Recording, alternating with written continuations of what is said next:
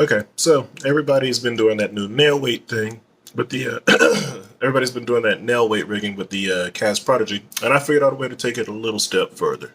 So what you do is you get some owner CPS springs. I think this is the medium size. It has a centering pin on one side, and on the other side it has a little loop. So what you do is you take one of the Prodigies or any other swim bait, you trim off the nose of it to make it flat. I need it as flat as I can get it.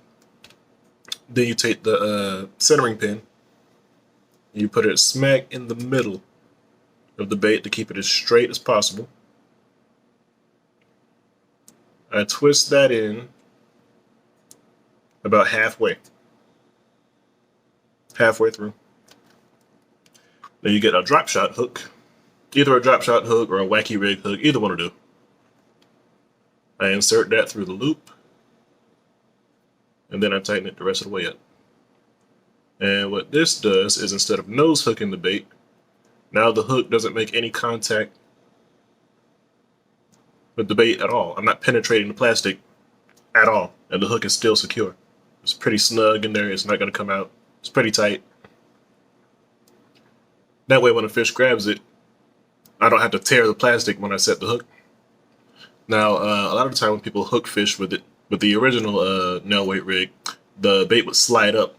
Sometimes it does, and sometimes it doesn't with this, but the bait is so durable that actually rigging it that way kind of extends the durability a little bit further than it does already.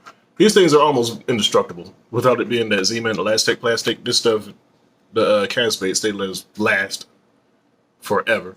So then you take your tungsten nail weight,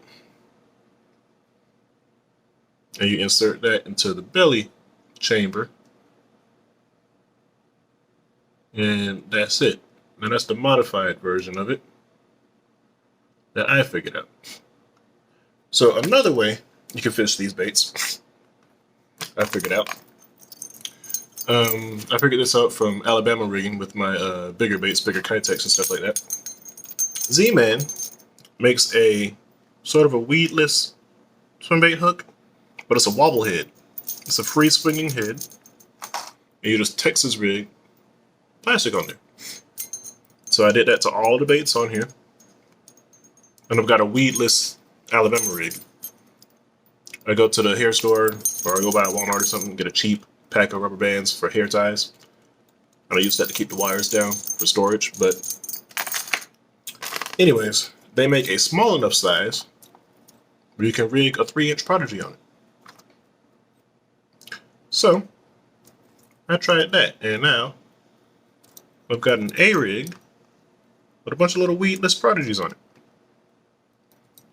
The hookup ratio is still really good because it's thin towards the back and it just slides up the hook, and you get that gap back there. So the hookup ratio is actually pretty good. All right, last thing is, if you're going to Alabama rig with them,